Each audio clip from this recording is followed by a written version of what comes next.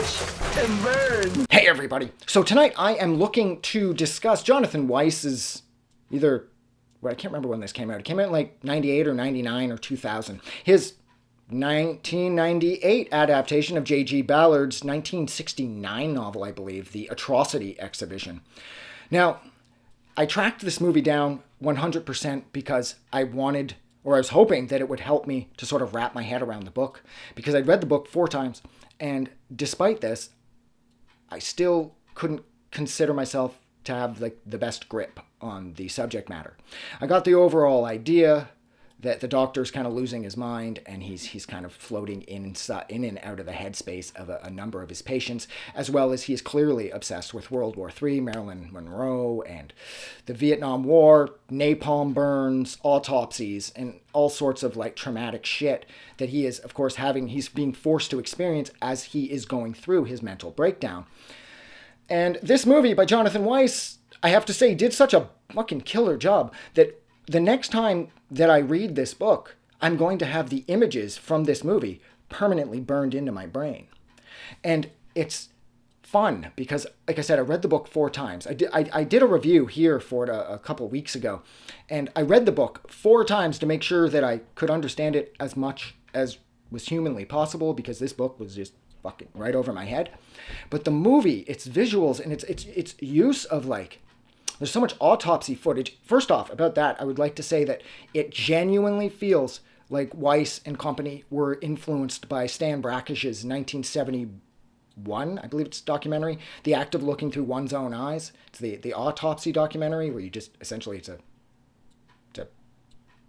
documentary, so to speak, about an autopsy, like a full-on autopsy where they slice the body open from head to toe. And there's aspects of this that I just can't escape having the same vibe. So maybe Jonathan Weiss and company were influenced by Brakhash's film, One's Own Eyes. But there's so much.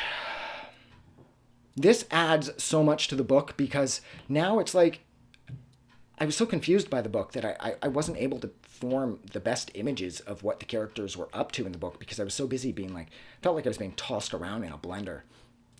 But after watching the movie, it's like, oh, okay, so I understand this better now.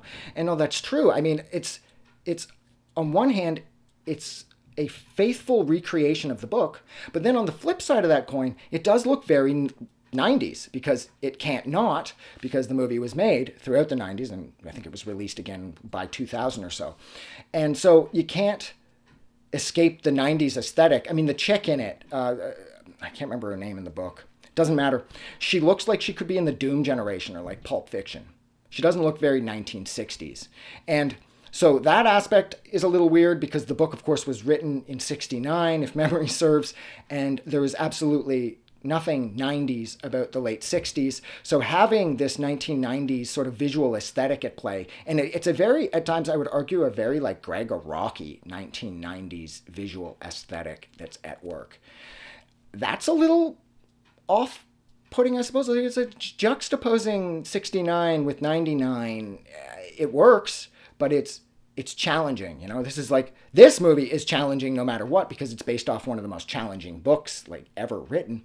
But I do have to say that in the book where it's describing things like the napalm burns that people experienced during the Vietnam, or the effects of the atomic bomb on Hiroshima and what it did to the people, the book did a good job of allowing me to visualize it in my mind, but this movie has just done such an excellent job of locking each aspect of that in so clean and so crisp and so clear that whenever I read the book, I'm not going to be able to escape the fact that I see this movie. And I didn't expect to like this movie as much as I did, because I did struggle with the book each time that I read it. The 4th read was the most enjoyable read, but nevertheless, I still didn't love it. So when I got this movie, I was like, all right, what the hell? And I knew going in, or I assumed, going in, that this just wasn't going to be something that I was going to be able to really wrap my head around. But no, I definitely can. I mean, it's like, this movie's like the perfect marriage of sight and sound. I mean, the sound effects, they do such a good job of pulling like the emotion that Weiss and company were going for out of you, that it is art house, but then it has like despite how violent it is, and despite how cold and distant it is, there's something really sort of engaging and almost enticing about this movie. Whereas I found the book difficult to get into. Within 15 minutes, I was completely pulled into this. So maybe if you've read the Atrocity exhibition, you don't really get it, I would suggest tracking this down, because once you allow the two to sort of marry off, they become forever intertwined, like coiling snakes or some shit, you know what I mean? And it's a good thing here, because it almost provides my imagination with a sense of reprieve. Like, it's like my imagination was on like overload mode when I was trying to read the book in order to get the visuals right in my head. But considering that Weiss did such a good job, and everything was so well framed, and everything was so well shot, and everything made so much more sense, that I could almost just kind of kick back and enjoy this more. I didn't have to apply myself in the same way, that I did when I was reading the book. At times when I was reading the book, I genuinely felt like I was doing this because I was going to have to take a test in it, and then I had to ace or some shit. But with this movie, I found myself to just sort of get lost in its visuals, and it is atrocious. Like, there's hardcore porn showing full penetration for a second. There's like I said, the Stan Brakhage, one's own eye, the active scene through one's own eyes. Like, I mean, there's autopsy footage where they're like digging right up the side of some chick's, like, I think it's a chick, like digging up around her ear and trying to pull like her facial skin off her skull. So if that sort of thing bothers you, and I can understand why it would, I would approach this movie with some caution, because there are some really, really aggressive visuals at play here. But my God, did this movie nail this book. Absolutely killer job. And it's too bad that this movie didn't get more attention, but then at the same time, it is about a really obscure book. And man, is this movie like Art House 101. And I think that's where I'm going to leave it. Just want to make sure I'm checking my notes here.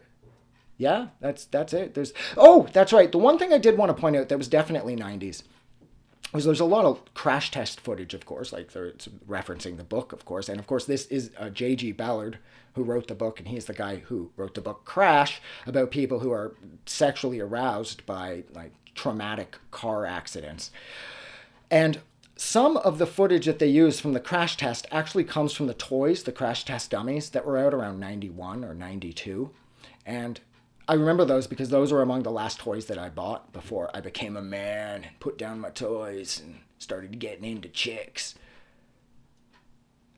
No, that was just disgusting. I shouldn't have put it that way. Didn't mean a word of that. But they were the last toy that I cared for before I became a man and started doing man things at fucking 12. That was stupid. Why did I even say that? Fuck. But nevertheless, I like that toy was in this because it was sort of like a personal point of reference. So if anybody remembers those toys from the early 90s, they're in this. I thought that was really fun too.